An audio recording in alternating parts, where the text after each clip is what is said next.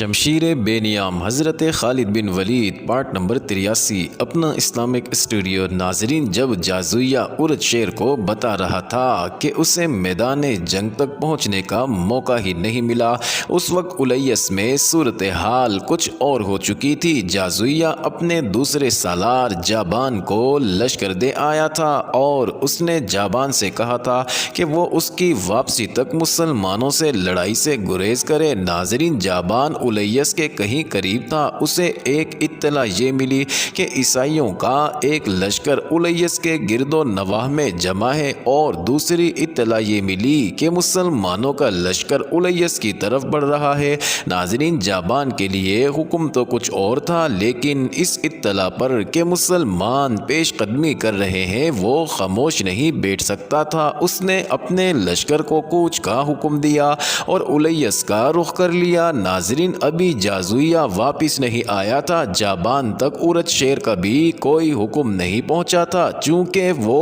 وہاں موجود، اس لیے یہ اس کی ذمہ داری تھی کہ مسلمانوں کو روکے۔ ناظرین، تاریخ میں بکر بن وائل کے ان عیسائیوں کی تعداد کا کوئی اشارہ نہیں ملتا جو الیس میں لڑنے کے لیے پہنچے تھے۔ ان کا سردار اور سالار اعلیٰ عبد الاسود اجلی تھا۔ وہ میدان سے اپنے وفد کی واپسی کا انتظار کر رہے تھے۔ خالد انتظار کرنے والے سالار نہیں تھے، انہوں نے اپنی فوج کو تھوڑا سا آرام دینا ضروری سمجھا تھا۔ پھر انہوں نے الیس کی طرف پیش قدمی کا حکم دیا۔ ناظرین، رفتار معمول سے کہیں زیادہ تیز رکھی۔ مثنیٰ بن حارثہ اپنے جان بازوں کا دستہ لیے باقی لشکر سے الگ تھلگ جا رہا تھا۔ اللہ کے سپاہیوں، مثنیٰ نے راستے میں اپنے دستے سے کہا، یہ لڑائی تم اس طرح لڑو گے جس طرح ہم کسریٰ کی سرحدی چوکیاں تباہ کرنے کے لیے لڑتے رہے ہیں۔ چھاپا مار لڑائی، شب خون۔ تم ان لوگوں سے لڑنے جا رہے ہو جو تمہاری طرح لڑنا نہیں جانتے، انہیں تم جانتے ہو، وہ تمہارے ہی قبیلے کے لوگ ہیں۔ ہم انہیں بھگا بھگا کر لڑائیں گے، اسی لیے میں نے تمہیں لشکر سے الگ کر لیا ہے، لیکن یہ خیال رکھنا کہ ہم اسی لشکر کے سالار کے ماتحت ہیں، اور یہ بھی خیال رکھنا کہ یہ مذاہب کی جنگ ہے، دو باطل عقیدے تمہارے مقابلے میں ہے، تمہیں ثابت کرنا ہے کہ خدا تمہارے ساتھ ہے۔ خدا کی قسم، یہی وہ لوگ ہیں جنہوں نے ہمارے خلاف ہمیشہ مخبری کی اور آتش پرستوں کے ہاتھوں ہمارے گھروں کو نظر آتش کرایا ہے۔ ناظرین، سواروں کا یہ دستہ پرجوش نعرے لگانے لگا، لیکن مثنیٰ نے روک دیا اور کہا کہ خاموشی برقرار رکھنی ہے۔ دشمن کو اس وقت پتہ چلے کہ ہم آ گئے ہیں جب ہماری تلواریں انہیں کاٹ رہی ہوں۔ عیسائیوں کا لشکر الیس کے مقام پر پڑاؤ ڈالے ہوئے مدائن سے اپنے وفد کی واپسی کا انتظار کر رہا تھا۔ ہوشیار، دشمن آ رہا ہے! عیسائی لشکر کے سنتریوں نے واویلا بپا کر دیا۔ خبردار، ہوشیار، تیار ہو جاؤ! ناظرین، ہڑ بونگ مچ گئی۔ ان کے سرداروں نے درختوں پر چڑھ کر دیکھا، ایک لشکر چلا آ رہا تھا۔ سرداروں نے درختوں کے اوپر سے ہی حکم دیا کہ تیر انداز اگلی صف میں آ جا۔ ناظرین، یہ لوگ چونکہ باقاعدہ فوجی نہیں تھے، اس لیے ان میں نظم و ضبط اور صبر و تحمل کی کمی تھی۔ وہ لوگ ہجوم کی صورت میں لڑنا جانتے تھے، پھر بھی انہوں نے صف بندی کر لی۔ آنے والا لشکر قریب آ رہا تھا۔ جب یہ لشکر اور قریب آیا تو سرداروں کو کچھ شک ہونے لگا۔ تب ایک سالار نے کہا کہ یہ لشکر مسلمانوں کا نہیں ہو سکتا، کیونکہ یہ اس طرف سے آ رہا ہے جس طرف بہمن جازویہ کا لشکر ہونا چاہیے تھا۔ ناظرین، سالار نے دو گھڑ سواروں کو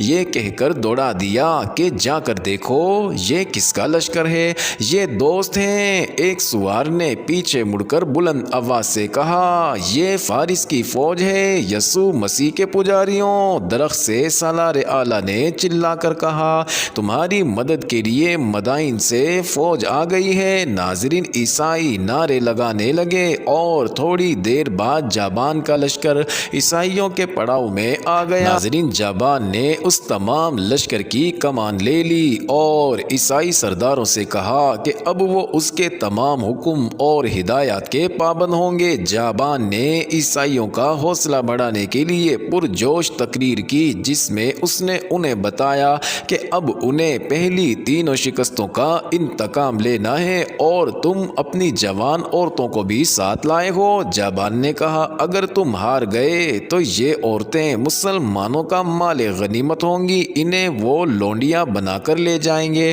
انہی کی خاطر اپنی جانیں لڑا دو۔ ناظرین، عیسائیوں کی صفوں میں جوش و خروش بڑھتا جا رہا تھا، وہ تو پہلے ہی انتقام کی آگ میں جل رہے تھے، اب اپنے ساتھ فارس کا ایک منظم لشکر دیکھ کر وہ اور زیادہ دلیر ہو گئے تھے۔ مدینہ کی فوج کی پیش قدمی خاصی تیز تھی، مثنیٰ اپنے دستے کے ساتھ دائیں طرف کہیں آگے نکل گیا تھا، وہ سرسبز و شاداب علاقہ تھا۔ ناظرین، درختوں کی بہتات تھی، ہری جھاڑیاں اور اونچی گھاس بھی تھی، تھوڑی دور جا کر آدمی نظروں سے اوجھل ہو جاتا تھا۔ یہ وہ علاقہ تھا جہاں فارس کے بڑے بڑے افسر سیر و تفریح اور شکار وغیرہ کے لیے آیا کرتے تھے۔ الیس سے آگے حیرہ ایک شہر تھا جس کی اہمیت تجارتی اور فوجی لحاظ سے خاصی زیادہ تھی۔ ناظرین، آبادی کے لحاظ سے یہ عیسائیوں کا شہر تھا جو ہر لحاظ سے خوبصورت شہر تھا، اور یہ بھی ذہن میں رکھو جابان لشکر کے سالاروں سے کہہ رہا تھا کہ آگے حیرہ ہے، تم جانتے ہو کہ حیرہ ہماری بادشاہی کا ایک ہیرا ہے، اگر مسلمان اس شہر تک پہنچ گئے تو نہ صرف یہ کہ کسریٰ کا دل ٹوٹ جائے گا بلکہ فارس کے پورے لشکر کے حوصلے ٹوٹ جائیں گے۔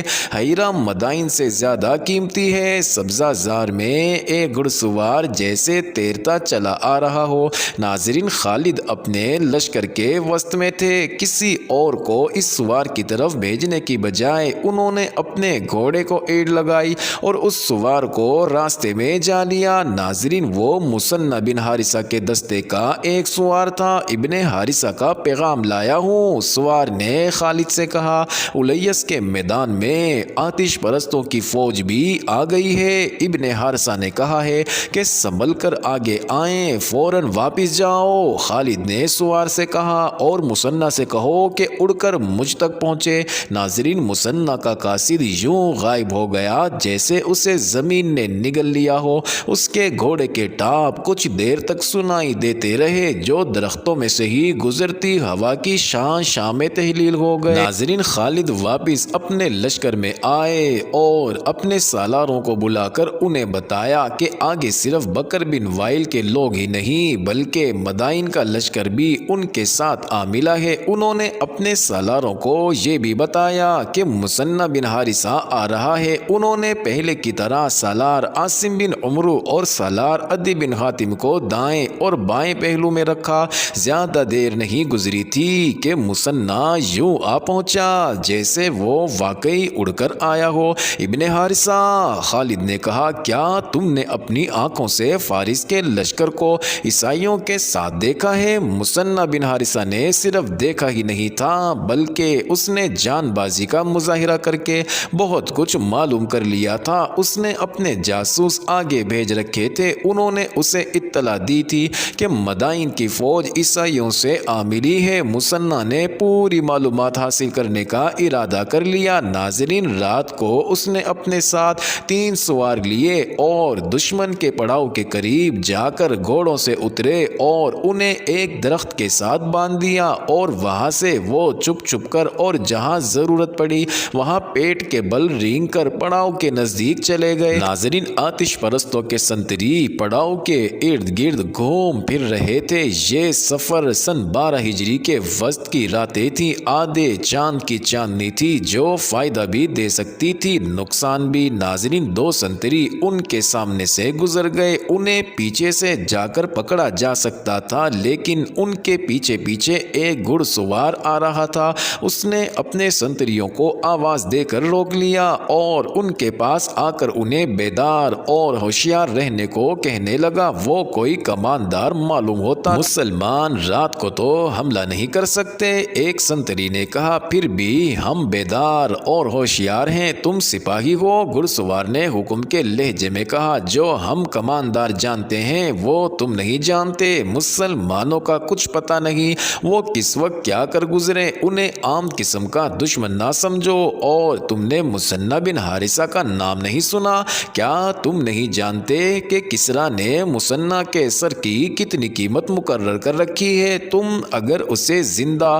یا مردہ پکڑ لاؤ یا اس کا صرف سر پیش کر دو تو تم مالا مال ہو جاؤ گے، لیکن تم اسے پکڑ نہیں سکو گے۔ وہ جن ہے، کسی کو نظر نہیں آتا۔ چلو آگے چلو، اپنے علاقے کا گشت کرو۔ ناظرین، سنتری آگے نکل گئے اور گھڑ سوار وہیں کھڑا رہا۔ مثنیٰ بن حارثہ اپنے 3 جانبازوں کے ساتھ ایک گھنی جھاڑی کے پیچھے چھپا ہوا تھا۔ گھڑ سوار اس طرف جانے کی بجائے جس طرف سنتری چلے گئے تھے دوسری طرف چلا گیا۔ گھوڑے پر اسے پکڑنا خطرے سے خالی نہیں تھا۔ مثنیٰ نے اپنے ایک جانباز کے کان میں کچھ کہا اور گھڑ سوار کماندار کو دیکھا، وہ آہستہ آہستہ چلا جا رہا تھا۔ ناظرین، مثنیٰ قریب کے ایک درخت پر چڑھ گیا۔ اس کے جانباز نے ذرا اونچی آواز میں کچھ کہا۔ ناظرین، کماندار نے گھوڑا روک لیا۔ جانباز نے اسے واپس آنے کو کہا۔ وہ اس آواز پر واپس آ رہا تھا۔ اچانک درخت سے مثنیٰ کودا اور گھڑ سوار کے اوپر گرا اور اسے گھوڑے سے گرا دیا۔ مثنیٰ کے ایک آدمی نے دوڑ کر گھوڑے کی لگام پکڑ لی اور دو نے کماندار کو دبوچ لیا اور اس کا منہ باندھ دیا۔ اسے اور اس کے گھوڑے کو وہاں سے دور لے گئے۔ انہوں نے اپنے گھوڑے کھولے اور وہاں سے اتنی دور نکل گئے جہاں وہ چیختا چلاتا تو بھی اس کی آواز اس کے پڑاؤ تک نہ پہنچتی۔ زندہ رہنا چاہتے ہو تو بتاؤ کہ تمہاری فوج کہاں سے آئی ہے؟ مثنیٰ نے تلوار کی نوک اس کی شیرک پر رکھ کر پوچھا۔ وہ بہمن جازویہ کے لشکر کا کماندار تھا۔ اس نے جان بچانے کی خاطر سب کچھ بتا دیا، یہ بھی کہ جازویہ مدائن چلا گیا ہے اور اس کی جگہ جابان سالار ہے اور بکر بن وائل کا لشکر انہیں اتفاق سے مل گیا ہے۔ اس نے یہ بھی بتایا کہ اس قبیلے کے کچھ سردار مدائن سے فوج اپنے ساتھ لائیں گے۔ کیا تمہیں معلوم ہے کہ مدینے کی فوج کہاں ہے؟ مثنیٰ نے اس سے پوچھا۔ وہ بہت دور ہے، کماندار نے جواب دیا۔ ہم اس پر حملہ کرنے جا رہے ہیں۔ شاید 2 روز بعد جب اس سے ہر ایک بات معلوم ہو گئی تو اسے ہلاک کر کے لاش وہیں دفن کر دی گئی۔ ناظرین، سورج طلوع ہو چکا تھا جب مثنیٰ بن حارثہ خالد کو یہ رویداد سنا رہا تھا۔ تعداد کا اندازہ کیا ہے؟ خالد نے پوچھا۔ صحیح اندازہ مشکل ہے ابن ولید، مثنیٰ نے کہا۔ ہماری اور ان کی تعداد کا تناسب وہی ہے جو پہلے تھا، وہ ہم سے 4 گنا نہیں تو 3 گنا سے یقیناً زیادہ ہے۔ خالد نے اپنی فوج کو روکا نہیں تاکہ وقت ضائع نہ ہو اور دشمن کو بے خبری میں جا لیں۔ انہوں نے چلتے چلتے اپنے سالاروں سے مشورے لیے، خود سوچا اور احکام دیے۔ ناظرین، ان عربوں کے متعلق آتش پرستوں کے سب سے زیادہ جری اور تجربہ کار سالار ہرمز نے کہا تھا کہ یہ لوگ صحرا کے رہنے والے ہیں اور صحرا میں ہی لڑ سکتے ہیں۔ ہرمز نے یہ بھی کہا تھا کہ وہ انہیں دجلہ اور فرات کے اس علاقے میں لڑائے گا جس میں درخت، جھاڑیاں، گھاس اور کہیں کہیں دلدل ہے، لیکن ہرمز کے خواب اس سرسبز اور دلدلی علاقے میں ٹوٹ ٹوٹ کر بکھر گئے تھے کیونکہ خالد بن ولید نے۔ معزز ناظرین، یہ انٹرسٹنگ ویڈیو جاری ہے، اگلی ویڈیو قسط نمبر 84 میں دیکھنا مت بھولیے گا۔